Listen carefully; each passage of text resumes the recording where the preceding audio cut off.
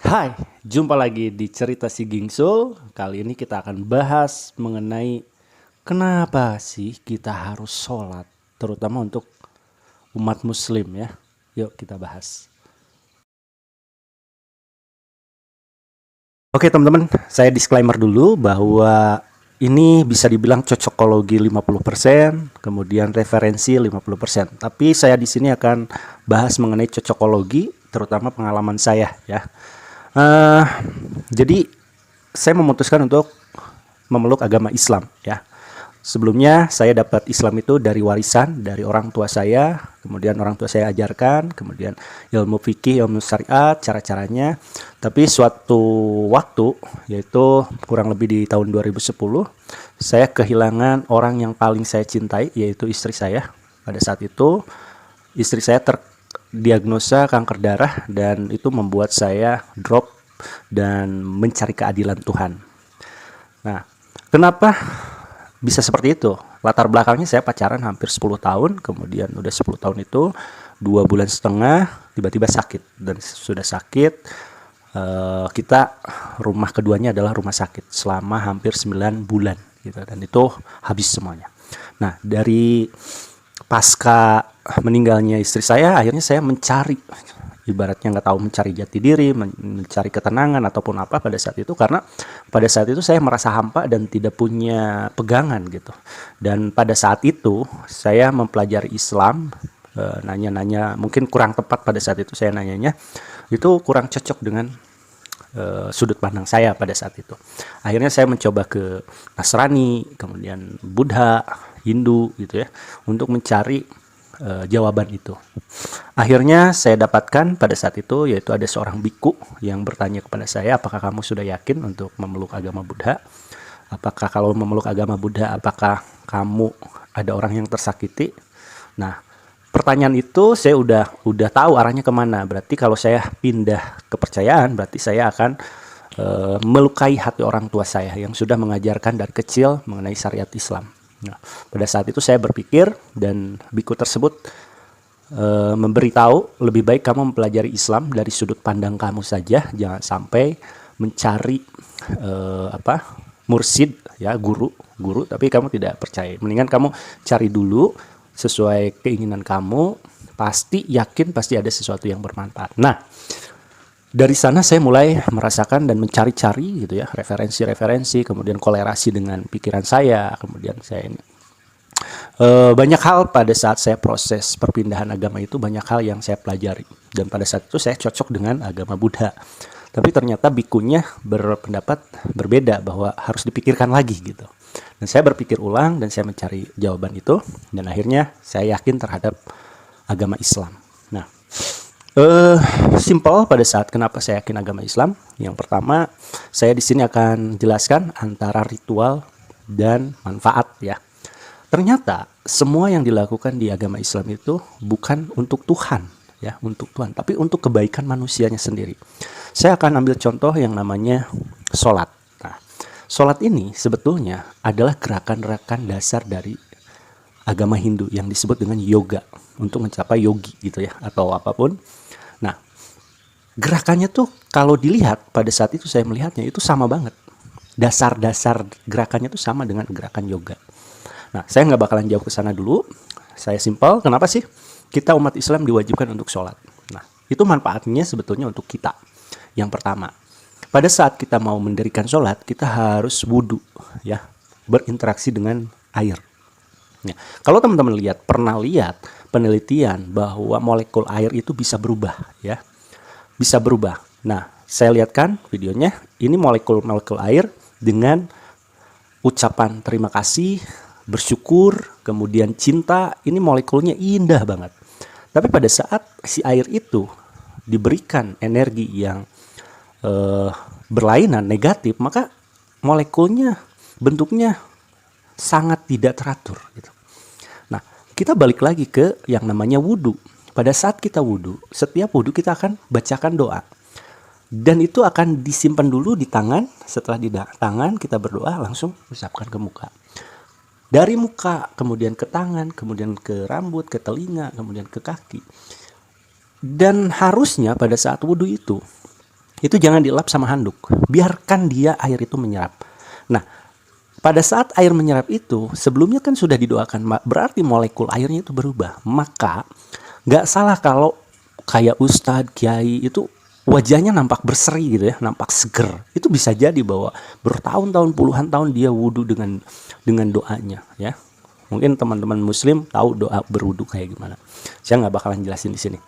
Nah, kemudian setelah berwudhu, kita akan melakukan namanya sholat. Pada saat sholat itu sebetulnya gerakan-gerakan stretching ya. Contoh pada saat takbiratul ihram, Allahu Akbar. Ini men-stretch otot dada ke belakang, nanti dirapatkan lagi. Dan itu benar-benar bermanfaat buat tubuh kita.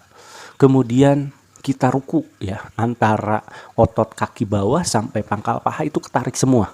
Ya, kemudian si punggung harus tegak lurus, jangan bungkuk. Itu bagian dari gerakan untuk stretching antara otot kaki, otot punggung, semua ini kena semua. Kemudian sujud. Nah, sujud juga itu manfaatnya adalah stretching juga, bagaimana mengalirkan darah ke otak. Bahkan ibu hamil aja kalau misalkan sungsang ya, atau posisi kepalanya di sini, biasanya dokter merekomendasikan untuk sujud ya, sujud yang lama katanya, nungging yang lama. Nah, itu manfaatnya banyak banget. Kemudian atahiyatul akhir ya, tahiyatul akhir, bagaimana si otot perut ini agak ke kanan, kemudian menarik otot perut yang sebelah kiri. Kenapa nggak ke kanan gitu ya, sebelah kiri? Itu sebetulnya karena lambung kita terlalu banyak mengkonsumsi sebuah makanan, maka ibaratnya karet yang sudah sudah rusak itu ditarik lagi. Jadi dilemesin lagi. Supaya apa? Supaya makanan, sari-sari makanan ini sesuai dengan jalur pencernaan ya. Ini sangat luar biasa sekali dari hal yang kecil yang namanya sholat sebetulnya. Nanti kita bahas mengenai puasa. Oh, banyak banget. Ada puasa, ada berkurban. Gitu. Ternyata itu yang membuat saya yakin. Nah, itu dari sholat.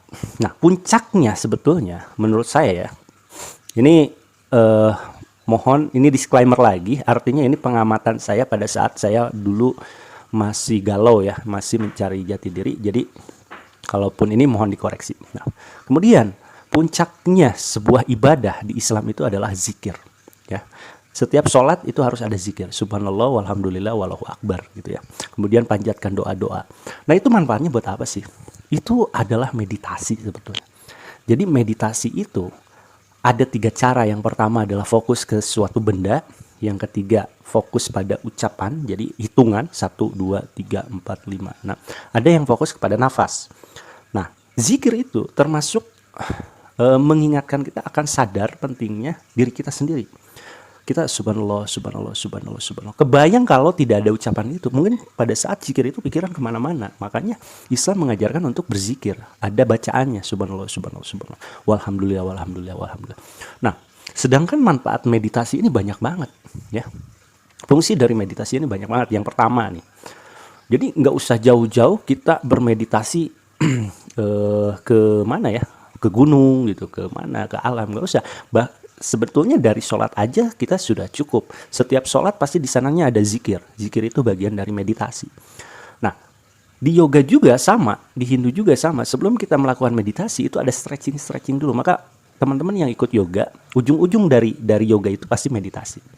Mencapai yang namanya ketenangan jiwa atau awareness atau sadar pada diri kita sendiri gitu. Nah, kalau di Islam, kita setiap saat 5 waktu kita harus stretching iya, meditasi iya, mengucapkan doa yang baik-baik iya, kemudian bahkan air juga kita doakan dengan namanya wudhu, kemudian nempel di muka kita dan menyatu, akhirnya molekul darah dan molekul kulit kita semakin bagus, akhirnya kulit kita cerah gitu ya. Nah, itu bagian-bagian dari sholat. Nah, oke, balik lagi, mungkin agak naik turun karena nggak pakai skrip. Saya pakai skrip dulu biar agak sedikit teratur. Mudah-mudahan teman-teman bisa paham ya apa penjelasan saya. Oke, nah itu manfaat zikir ya. Zikir ini boleh saya kolerasikan dengan meditasi ya. Nah, biar tahu manfaat meditasi itu apa saja. Yang pertama adalah mencegah atau meringankan stres, depresi dan kecemasan. Nah, sekarang lagi zamannya yang namanya anxiety anxiety itu dengan perubahan zaman yang begitu cepat saat ini. Perubahan itu baru belum 1 tahun udah berubah, dan kita harus menyesuaikan dengan perubahan itu. Nah, caranya untuk menghindari kecemasan gara-gara perubahan itu, maka kita lakukan yang namanya zikir atau meditasi setelah sholat. Karena zikir itu adalah puncaknya sebuah ibadah ya. Bahkan di agama manapun ada kaitannya dengan meditasi. Kemudian yang kedua, mengatur emosi dan melatih pikiran positif ya. Jadi kalau emosi kita naik turun, ya coba deh sholatnya dibenerin gitu. Sholatnya itu dari mulai gerakannya, kemudian zikirnya dibenerin.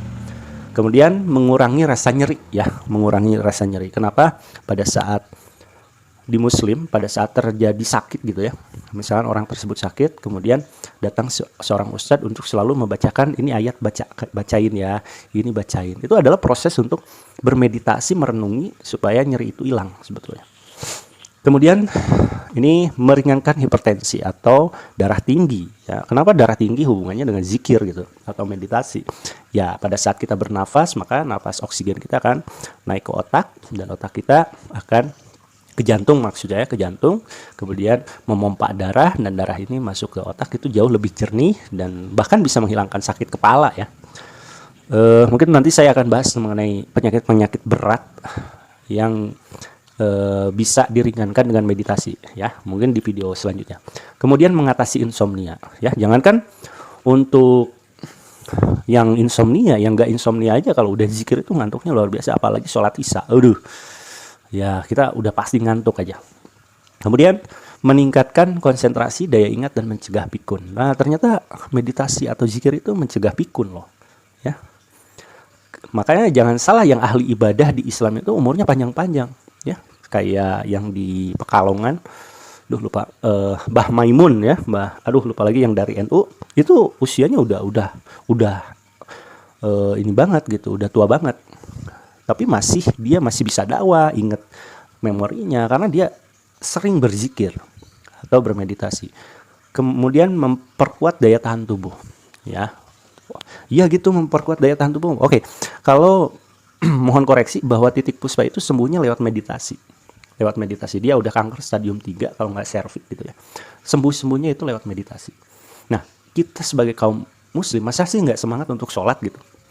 Kita pergangan dulu kemudian meditasi, masa sih? Manfaatnya jauh. Dan ini bukan berbicara tentang fikih saja atau pahala saja, tapi ini manfaatnya buat kita. Banyak sekali manfaat. Kemudian, kenapa sih sholat itu ada waktunya? Ada 5 waktu ya. Ada subuh, zuhur, asar, maghrib, isya. Oke, saya yang simpel aja, yaitu subuh ya. Kenapa umat muslim harus bangun sekitar jam 4 sampai setengah 5 pada saat azan berkumandang? Oke, teman-teman bisa cek bahwa di buku-buku orang sukses ya, di buku bahwa orang-orang sukses itu punya kebiasaan dia 20 menit pertama dan bangun pagi. Jadi orang sukses itu 20 menit pertama dia injek hal-hal yang positif. Dan nggak bangun siang, dia pasti bangun antara jam setengah 5 sampai jam 6. Nah, maka kalau kita menginjek 20 menit pertama saat bangun tidur, maka all day itu akan menjadi enak, menjadi positif. Langkah-langkah kita menjadi positif. Itu namanya law of attraction atau hukum tarik-menarik. Apa yang kita pikirkan itu yang akan terjadi. Maka kuncinya adalah pada saat bangun tidur.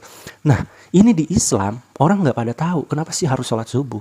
Sholat subuh itu, selain gerakan dan meditasi, kita memanjatkan adalah doa-doa yang positif. Mohon dilancarkan, mohon diberkati, mohon untuk diberi rezeki, semua. Dan orang yang sholat subuh, udah pasti mereka tidak akan meninggalkan yang namanya sarapan. Kenapa? Karena setelah proses detoksifikasi malam hari ya, maka dia harus bangun setengah 5. Maka sisa-sisa detoks itu butuh makanan yang baru. Maka sarapannya antara jam setengah 6 sampai paling telat jam 8. Lihat aja teman-teman, orang yang rajin sholat subuh, sarapannya nggak bakalan telat, dan itu akan menghindari yang namanya penyakit atau yang kita sebut dengan ketidakteraturan dalam pola makan. Ya, ada yang bilang bahwa sumber penyakit kita adalah dari makanan. Oke, paling gitu aja video part 1, nanti kita lanjut part 2.